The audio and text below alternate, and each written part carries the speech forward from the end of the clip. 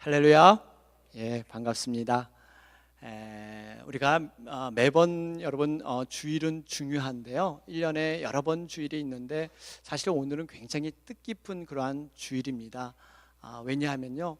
성령 강림 주일이기도 하면서 오늘은 특별히 멕시코 단기 선교를 위해서 우리가 함께 드리는 전도 선교 주일이기 때문입니다. 여러분 혹시 우리 가운데 이 성령 강림 주일이 약간 좀 생소한 분이 계실지 모르겠습니다. 대부분 교회들이 이렇게 절기를 지킬 때 뭐 부활절이라든지 성탄절 같은 경우는요 많은 그러한 행사도 하고 또 목사님들이 강단에서 그러한 중요성을 많이 강조하기 때문에 우리가 익히 부활절이나 성탄절은 잘 알고 있는데 이 성령 강림절 하면 약간은 좀 우리가 좀 생소한 그러한 경우가 있습니다. 근데 굉장히 성령 강림절은 중요해요. 교회에 있어서 또 우리 신앙생활에 있어서 성령 강림절은 굉장히 중요합니다. 여러분 구약에서 3대 명절을 꼽으라고 한다면 우리가 유월절, 우리가 장막절, 오순절 뭐 이렇게 꼽을 수가 있습니다. 신약에서 3대 명절을 꼽으라 한다면 우리가 아는 이 성탄절, 부활절 그리고 우리가 성령 강림절 이렇게 됩니다. 성령 강림절은요 말 그대로 성령님께서 이 땅에 오신 바로 그 날을 기념하는 날이에요. 강림하신 날을 기념한 날이 바로 이 성령 강림절입니다. 여러분 성령 강림절은 원래 의미는요 교회의 생일과 같습니다. 우리가 물론 교회 창립 기념일이 있기는 하지만요 이 땅에 교회가 생겨나게 된 것이 이 땅에 성령님이 오심으로 말미암아 이 땅에 교회가 생겨났기 때문에 이 지상의 모든 교회의 생일이다 그래도 과언이 아닐 만큼 그만큼 중요합니다. 하나님께서는요 우리 사람들에게 하나님의 그 간섭하심, 하나님의 임재와 동행을 나타나기 위해서는 이 4,000년 동안 어떻게 나타나셨냐면요 사람들에게 직접 나타나신다든지 아니면 이러한 자연을 통해서 물이나 불이나 구름이나 연기나 뭐 이런 것을 통해서 하나님은 이렇게 자신을 나타내셨습니다. 그러다가 예언의 약속의 말씀대로 예수 그리스도를 통해서 바로 이 땅에 우리의 육신을 입고 오신 그 예수 그리스도를 통해서 33년간 하나님의 그 나타내심을 보여주셨고요. 그 예수님께서 이 땅에 이 죄를 구속하시는 십자가의 모든 사역을 완성하시고 이제는 부활하시고 승천하셔서 이 땅에 내려오신 분이 바로 이 성령님이세요. 요한복음 14장에 가보면요 그 14장은 참 모든 성경이 참 중요하지만 특별히 14장은 굉장히 의미 있는 그러한 말씀이 기록되어 있습니다. 왜냐하면 예수님께서 돌아가시기 전에 마지막 유언적인 설교를 한 것이 바로 요한복음 14장의 내용이기 때문에 그렇습니다. 여러분 그 내용에 보면 예수님께서 이런 말씀을 하셨어요. 내가 너희를 이젠 고아처럼 내버려 두지 않겠다. 내가 분명히 너희에게 영원한 그러한 진리의 영, 또 다른 보혜사를 너희에게 보낼 것이다. 그리고 내가 오히려 하늘로 올라가는 것을 너희들 슬퍼하지 말라. 너희에게는 오히려 그 또 다른 보혜사 진리의 영이 오는 것이 너희에게는 유익이 될 것이다. 이런 말씀을 전해 주셨습니다. 바로 그 말씀의 약속대로 이 땅에 진리의 영, 바로 보혜사 그분이 성령님이 이 땅에 오신 거예요. 이 하늘나라의 여러 가지 계시의 방법을 쭉 말씀을 통해서 보면요 이렇습니다. 여러분 하나님께서 모든 일을 예전에 직접 하셨잖아요. 이렇게 직접 하나님이 나타나시고 그렇게 하시다가 그러한 하나님에 대해서 우리 사람들이 참 애매모호한 그러한 어떤 그림들을 갖고 있는 거예요. 그래서 하나님께서 인간의 죄를 완벽하게 구원하기 위해서 이 땅에 예수님이 내려보내심이 필요할 뿐만 아니라 또 하나는 하나님이 어떤 존재이고 어떤 모습인가를 우리 인간의 모습을 담아서 보여주신 분이 바로 예수님이세요. 그런 예수님께서 모든 삶을 사시다가 이제는 마지막 어떻게 보면 그 릴레이 같은 이러한 계주라 우리가 볼 수 있는데요 그 바톤을 이렇게 이어주는 분이 바로 성령님이세요. 우리가 이 어렸을 때 여러분 그러한 초등학교 때 가을 운동에 많이 하지 않습니까? 이 가을 운동을 하게 되면 꼭 등장하는 것이 이 달리기, 이 계주 릴레이가 있지 않습니까? 참 할 때마다 고민이 되죠. 이 선수로 뽑힐까 말까. 그래서 또 언제 그걸 뛰어야 되나 이런 고민을 하는데, 이 계주를 보면 대부분 이 마지막 그 주자가 굉장히 잘 뛰는 사람을 배정을 해요. 왜냐하면 그때 엎어지기도 하고 또 이렇게 역전할 수 있는 기회가 되기 때문에 제일 잘 뛰는 그런 주자를 이렇게 마지막 놓기도 합니다. 어떻게 보면 이 성령님께서 지금 모든 그 하나님의 사역을 완성하는 그런 주자로 어떻게 보면 마지막 그 바톤을 잇게 하셨어요. 그래서 여러분, 성령님은요 굉장히 다이나믹한, 아주 그 역동적인 분이 성령님이세요. 우리가 디나미스라 그러죠. 디나미스. 이 디나미스는 성령의 능력, 성령의 힘인데, 이것이 마치 다이나마이트처럼 폭발하는 그러한 힘이 있습니다. 우리가 생각하지 못하는 놀라운 능력이 이 성령 안에 모든 것이 들어있다는 사실이에요.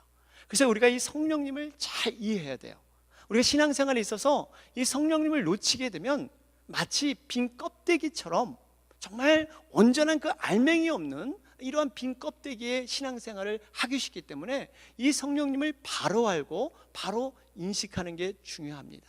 성령님은 과연 우리의 신앙생활에 어떤 일을 하실까요? 여러분, 성령님은요 크게 보면 이렇게 보시면 돼요. 우리가 이 땅에서 하나님의 자녀로 살아가면서 마지막 저 하늘나라 하나님의 천국에 이르기까지 그 모든 과정들을 온전하게 이룰 수 있도록 도와주시는 분, 그게 보혜사입니다. 보혜사, 바로 헬퍼가 되시는데, 그 보혜사가 바로 성령님이세요. 우리 신앙의 모든 전반적인 일을 다 하십니다. 과거에는 하나님이 직접 모두를 하셨고 예수님을 통해서 하셨지만, 이제 성령의 시대가 됐고 은혜가 시대가 됐기 때문에 우리가 공간과 시간을 초월해서 과거에 예수님이 하셨던 그 일보다 성령님은 더 큰 일을 하시고 더 놀라운 일을 이 땅 가운데 하실 수 있도록 모든 것을 마련해 주셨습니다. 마치 어떻게 보면 성령님은 우리가 무엇을 해결하기 위한 어떠한 그 마스터 키와 같다 그럴까요? 우리가 믿음을 제대로 갖고 있으면 성령님께서 이미 우리에게 모든 능력을 행하시고 권능으로 모든 걸 주셨는데, 어떻게 보면 우리가 참으로 믿음이 없으면요 그 마스터 키를 줬는데도 불구하고 고작해야 안방전도 열고 자기 방정도 여는 요 정도밖에 사용하지 못해요. 사실 그 마스터 키는 모든 문을 열 수 있는, 우리 인생의 문제와 어려움과 모든 고난을 해결할 수 있는 그러한 마스터 키임에도 불구하고 우리의 믿음이 부족하게 되면 그 성령님의 능력을 제대로 사용하지 못하는 경우가 많이 있습니다. 그렇기 때문에요 우리가 이 성령님을 바로 알아야 됩니다. 우리가 고난과 역경이 올 때마다, 또는 이 세상에 유혹이 오고 정말 세상에 그런 많은 죄악이 몰려올 때 이 성령님을 통해서 그것을 이길 수 있는 능력도 허락하셨고요, 우리가 고난 가운데 역경 가운데 있을 때 우리가 그것을 능히 뚫고 나갈 수 있는 그러한 능력도 이 성령님을 통해서 이루어주신 줄 믿습니다. 우리가 이것을 잘 깨닫고 나가는 게 중요합니다. 뿐만 아니라 이 성령님은요 이 땅에 와서 중요하게 하신 것이, 이제는 예수님이 하신 일을 이 성령님을 통해서 그대로 이어서 하게 하시는 그러한 일을 하나님은 디자인하셨는데, 그 대표적인 얘기가 바로 교회입니다. 그러니까 예수님이 하신 일을 교회에다가 그대로 맡기셨어요.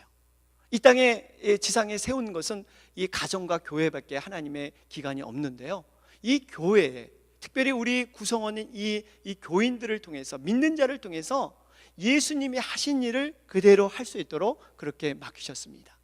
예수님께서 제자들에게 이런 말씀을 하셨어요. 내가 이제는 앞으로 너희에게 말하는데, 내가 하는 일을 너희가 할 뿐만 아니라 나보다 더 큰 일을 너희가 하게 될 것이다. 이런 말씀을 제자들에게 남겨주셨습니다. 여러분, 우리가 예수님의 하신 일을 우리도 할 수 있다 그래요. 그걸 누굴 통해서요? 바로 성령님을 통해서. 우리는 할 수 없지만 성령님을 통해서 예수님이 하신 그 귀한 사역들을 우리를 통해서 바로 하나님은 하게 만들어 주셨어요.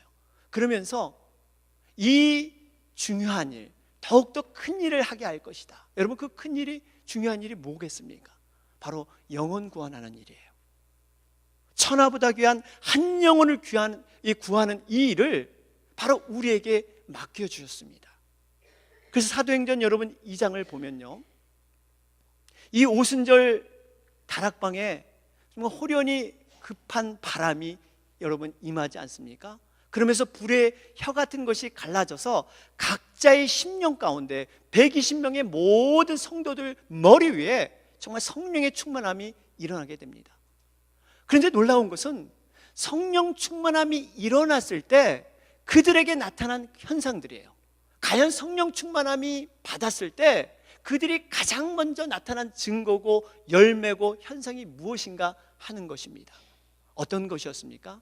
성령 충만함을 받고 성령이 말하게 하심을 따라 다른 방언으로 말하기 시작했다. 바로 이것이 사도행전 2장의 내용입니다. 그렇습니다.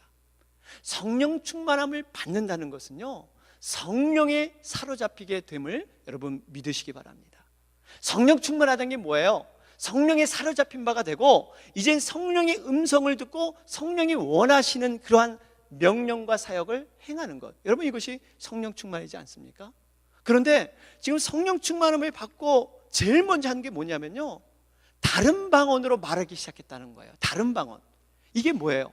바로 만방의 다른 민족에게, 다른 언어에게, 다른 인종에게 복음을 전파하기 시작했던 것이 성령의 충만함임을 여러분 믿으시기 바랍니다. 이 성령의 충만함이 바로 여기서 나타나게 되는 거예요. 그래서 제가 왜 서두에 오늘 이번 주일이 참 이렇게 의미 있고 중요하다 이렇게 말씀을 드린 이유가요, 결국 이 전도 선교는 성령의 강림과 밀접한 관계가 있기 때문이에요. 성령 충만함 없이는 전도 선교가 이루어질 수 없고, 전도 선교를 이루려면 성령 충만함 없이는 이것은 이어질 수 없기 때문에 두 가지는 불가분의 관계예요. 성령 충만하지 않으면 여러분 우리가 복음 전파라는 것을 이룰 수가 없습니다. 어떤 분이 나는 은혜 충만하고 성령 충만하고 말씀 충만하다 이러면서 그 모든 삶에 복음 전파에 관련되지 않았다면, 적어도 어떤 모양으로든지 복음 전파에 관련되지 않았다면 그것은 조금 온전한 신앙이 아니라는 사실입니다. 우리가 성령 충만하면요, 당연히 그 영혼에 대한 궁밀한 마음과 사랑하는 마음이 당연히 성령 충만 가운데 포함되어 있다는 사실이에요. 우리가 잘 아는 사도행전 1장 8절 말씀처럼 오직 성령이 너에게 임하시면 너희가 권능을 받고 예루살렘과 온 유대와 사마리아와 땅끝까지 이르러 내 증인이 되리라. 여러분 이 어떤 선교의 방향들, 분명히 예루살렘을 통해서 유대와 사마리아와 땅끝까지, 지금 오늘 본문 말씀을 보면요, 이제 땅끝의 선교를 준비하기 위해서 이 안디옥 교회가 최초의 이방인 선교사를 파송하는 장면이 바로 오늘 본문의 말씀입니다. 오늘 우리 본문 말씀을 들여다보면 우리가 한 가지 좀 의문적인 생각을 한번 떠올려 볼 수가 있습니다. 그것이 뭐냐면요, 과연 하나님께서 지금 예루살렘 교회를 이때까지 사용하셨거든요. 오순절에 그 성령의 임재가 예루살렘을 떠나지 마라 그래서 예루살렘에서 그 뜨거움이 성령의 역사들이 시작이 됐는데, 어떻게 보면 지금 이 예루살렘 교회가 이방인을 위해서 최초의 좀 선교사가 파송되고 선교의 그 뜨거움이 계속 이어졌으면 좋으련만 그것이 지금 멈춰 있고 지금 안디옥 교회가 그 일을 대신하고 있다는 사실입니다. 물론 이 안디옥 교회도요, 예루살렘 교회에서 파송한 유대인 바로 이 바나바 선교사가 이것을 계속 돕지 않습니까? 그러면서 바나바가 나중에 또 바울도 초청을 해서 함께 1년 동안 열심히 말씀을 가르치는, 그래서 정말 부흥하게 된 게 이 안디옥 교회이기도 한데요, 어떻게 보면 마치 예루살렘 교회가 지교의 성격을 갖는 것이 이 안디옥 교회였습니다. 그런데 지금 안디옥 교회가 성령의 폭발적인 역사를 통해서 이 아무도 생각하지 못하는 이방인들을 향해서 그들에게 바울과 바나바, 그것도 목회자죠, 가장 중심적인 사람을 그쪽으로 파송하는 이러한 장면이 오늘 등장하고 있습니다. 그러면서 우리는 한번 질문을 해볼 필요가 있어요. 왜 예루살렘 교회가 그렇게 뜨거웠던 신앙들이 어디 가고 왜 이러한 아름다운 축복의 통로가 안디옥 교회로 넘어갔을까? 예루살렘 교회가 과연 무엇이 문제였을까? 우리는 한번 생각해 볼 수가 있습니다. 예루살렘 교회는요, 정말 처음엔 너무 뜨겁게 성장을 했습니다. 그런데 그들에게 해결되지 않은 한 가지 문제가 있었어요. 이 복음이 정말 이방인에게 갈 수 있을까 하는 그 의문, 우리 유대인들에게는 충분히 이 복음의 기쁜 소식이 정말 이롭고 그들이 효과적이지만 과연 이방인들이 이 복음을 받을 만한 가치가 있을까 하는 그러한 퀘스천이 계속 이들 가운데 남아 있었습니다. 그리고 이 복음을 자신들이 독점하고자 하는, 아직까지 이방 민족에 대한 그 마음이 제대로 열리지 않았어요. 이방 민족이 과거에 지었던 그 죄악들을 과거에 얽매여서 아직까지 그들의 머릿속에는 이방인에 대한 그러한 열린 마음이 없었던 것입니다. 그러면서 하나님보다 앞서서 그들이 많은 판단과 정죄를 하고 하나님의 뜻보다는 그들의 생각이 앞섰던 것이 예루살렘 교회의 모습이었어요. 교회는 굉장히 문턱이 높았습니다. 전통과 율법으로 많은 사람들이 접근하기 어려운 교회로 예루살렘 교회가 점점 다운되고 있었다는 사실이에요. 우리끼리라는 성벽, 우리끼리라는 이러한 그 보이지 않는 벽들이 이 예루살렘 교회에 거기에 머무르게 됐어요. 그런데 신기하죠? 이러한 생각이 깊어질수록 예전과 같은 이 성령의 다이나믹한 이런 성령의 역사들이 예전과 같지 않습니다. 점점 그 역사가 사라지기 시작해요. 그러면서 이방인 선교의 그 중심이 이제는 안디옥 교회로 넘어져 가는, 어떻게 보면 정말 점점 굳어지는 그 회칠한 무덤처럼 화석처럼 변해가는 것이 예루살렘 교회의 모습이었습니다. 우리는 이를 보면서 한 가지 영적인 교훈을 깨닫게 됩니다. 우리에게, 아니면 우리 개인에게, 우리 공동체에게 이 복음 전파의 사명, 여러분 이것은 하나님이 주신 특별한 그러한 기회라는 사실이에요. 하나님이 주신 특별한 축복의 방편이라는 사실입니다. 우리가 이 특별한 기회를 올바르게 감당하지 못하면 다른 곳으로 이것이 넘어간다는 사실이에요. 하나님께서는 그 쓰임받고자 할 때 쓰임받는 그릇들을 하나님은 열심히 찾고 계시거든요. 실제로 여러분, 예루살렘 교회가 받은 엄청난 축복을 좀 우리가 돌아보면요, 이건 상상하지 못하는 축복이었어요. 여러분, 그들이 갖고 있는 그러한 웬만한 물건들을 자기 소유로 인정하지 않았습니다. 오죽했으면 자기의 재산을 팔고 자기 소유를 팔아서 필요한 사람에게 나눠줄 정도로. 여러분, 이거 쉬운 거 아니에요. 사람이 자기 것을 내놓고 이것을 네 것 내 것 없이 다 나눠 쓸 수 있다는 것은 성령의 역사 아니면 할 수 없습니다.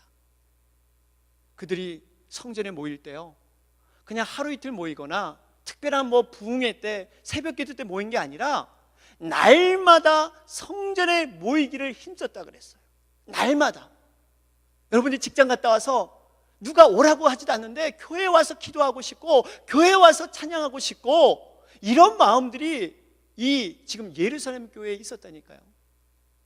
그러던 교회가 이제는 그 복음의 빚진 자의 심정이 점점 사라져 버리니까 이제는 모든 축복의 통로가 안디옥 교회로 넘어가 버리고 있다는 사실이에요. 사랑하는 여러분, 우리가 중요하게 새겨야 할 교훈이 있습니다. 우리에게 복음의 사명이 있다는 것, 이것은 분명히 축복의 기회이요, 또 하나님이 우리를 축복의 통로로 사용하는 귀한 사인인 것을 여러분 믿으시기 바랍니다. 우리가 아무리 어려워도요, 그 사명을 성취하시는 분은 하나님이세요. 모든 선교와 전도를 시작하신 분은 하나님이시기 때문에 하나님이 모든 것을 이룰 줄 믿습니다. 그러면서 또 한 가지 우리가 여기서 봐야 될 그러한 교훈은요, 지금 안디옥 교회 가운데 이루는 성령의 역사입니다. 안디옥 교회 가운데 하나님이 어떻게 터치하시고 그들이 지금 어떤 모양인데 어떻게 하나님이 그들을 이끌어 가시는가, 그 성령의 역사를 우리는 발견해 볼 수가 있습니다. 여러분, 안디옥 교회는요 굉장히 구성원이 다양했습니다. 유대인과 이방인이 합해서 지어진 교회가 안디옥 교회거든요. 그럼에도 불구하고 성령으로 하나 된 것을 뜨겁게 지켰던 것이 안디옥 교회입니다. 오늘 1절 말씀을 보면요, 교회 구성원이 이 지리적으로 인종적으로 굉장히 다양했던 것을 볼 수가 있습니다. 우리가 바울과 바나바를 보면 그들은 유대인이었죠. 그러면 구레네 사람 이 루기오라는 사람을 보면 이 북아프리카 출신이었습니다. 또 이 마나엘이라는 사람이 나오죠. 헤롯의 젖동생으로 소개되는데 굉장히 부자이면서 권력도 있으면서 이방인이었어요. 이렇게 보면 이 다양한 인종과 다양한 문화, 또 다양한 이러한 배경들이 있는 사람들이 세운 교회가 안디옥 교회였습니다. 여러분, 우리가 여기 말씀에서 그냥 간단히 이렇게 여러 사람들이 함께 했구나, 우리가 간단히 볼 수 있지만요, 우리가 그 당시로 돌아가 보면 유대인과 이방인이 함께 교회를 이뤘다는 것은 이건 대단한 획기적인 일이에요. 좀 우리가 좀 정서적으로 좀 이해를 쉽게 해서 설명을 드리면 마치 이런 비유를 좀 드릴 수가 있어요. 우리가 과거에 우리 그 열심히 독립운동을 했던 이 독립투사들이 계시고, 또 그 반면에 이 독립투사를 이게 잡으려고 했었던 일본 순사의 앞잡이들이 있습니다. 우리 같은 민족이지만 어떻게 보면 이 독립투사와 일본 앞잡이가 함께 교회를 지금 하고 있는 거예요. 이 정도로 유대인과 이 이방인은요, 극과 극의 사람들입니다. 도저히 합할 수 없는 물과 불의 사람들, 이런 사람들이 지금 이 안디옥 교회를 이루고 있다는 거예요. 그런데 하나님의 계획은 참 놀라워요. 이런 다양한 것을 통해서 하나를 이루게 하시는 것, 바로 이 성령님의 사역을 통해서 이루게 하시거든요. 여러분 한번 생각해 보세요.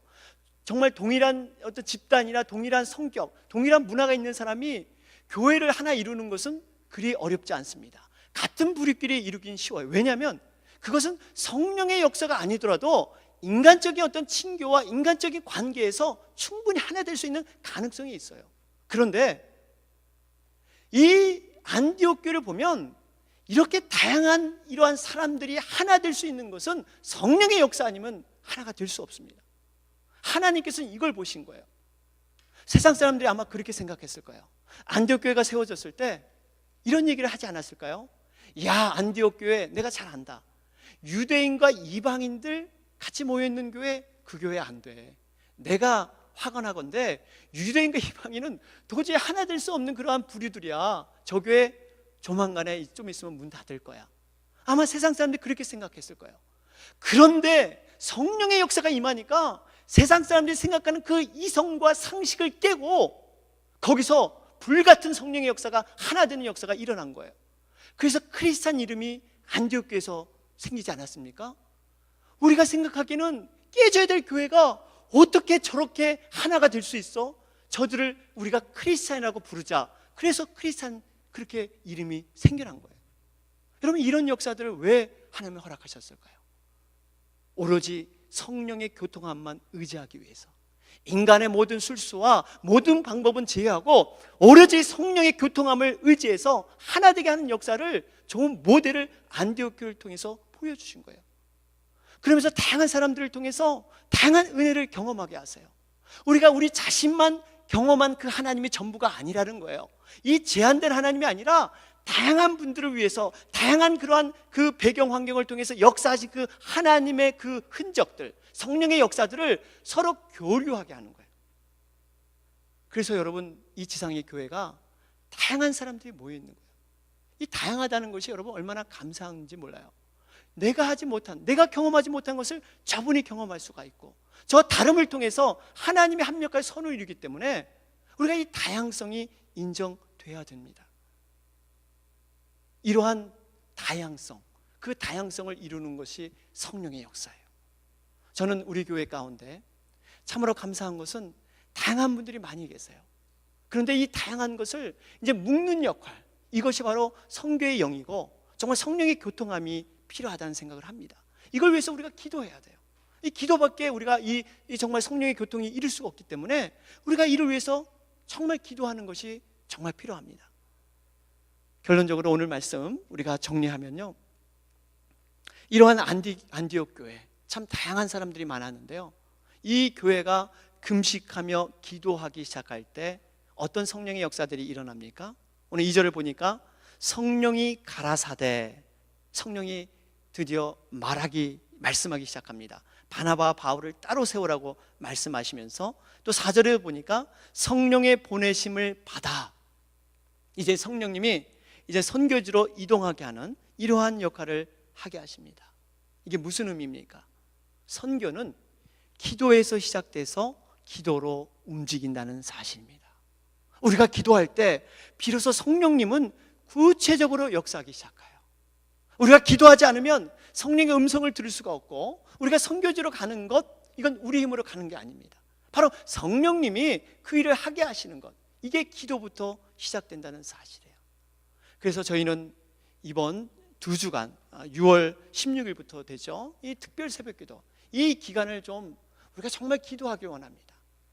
우리가 그냥 말로 그냥 멕시코 땅을 받는 것이 아니라 정말 기도하는 마음으로 우리가 그 땅을 받기를 원합니다. 그러면서 저는 마지막 한 가지 여러분에게 도전을 드리고 싶습니다. 우리가 진정으로 구원받았다면요, 구원받은 자의 그 증거라 할까요? 구원받았다는 그 표징, 우리가 흔히들 구원받은 자로서 우리는 다 인식하고 있는데, 다 믿고 있는데, 그 구원받았다는 증거의 가장 확실한 증거가 여러분 무엇이라고 생각하십니까? 구원받은 자의 증거는 바로 이겁니다. 언제나 구원받지 못한 백성들을 볼 때 그 영혼에 대한 안타까운 마음, 빚진 자의 심정, 우리는 구원받았기 때문에, 우리는 하나님 나라를 얻었기 때문에 그 영혼을 보면 나도 모르게 안타깝고 정말 하나님 아버지의 마음처럼 구일한 마음이 생기는 것, 여러분 이런 자가 진정으로 구원받은 자임을 믿으시기 바랍니다. 그 마음이 생기는 것이 내가 구원받았다는 증거예요. 죽어가는 영혼을 보면서 우리가 상한 마음이 없고 안타까운 마음이 없다면 우리 자신이 정말 구원받았는가? 그 증거가 다시 한번 생각해 볼 필요가 있습니다. 사랑하는 여러분, 우리가 보내는 자나 우리 가는 자나 중요한 것이 아닙니다. 여러분들이, 우리가 에덴의 식구들이 한 마음이 돼서 이 선교를 감당하는 것입니다. 그렇기 때문에 우리가 기도하는 자로, 후원하는 자로, 또 가는 자로 이번 단기 선교를 주님 앞에 영광스럽게 올려드리는 여러분과 제가 되길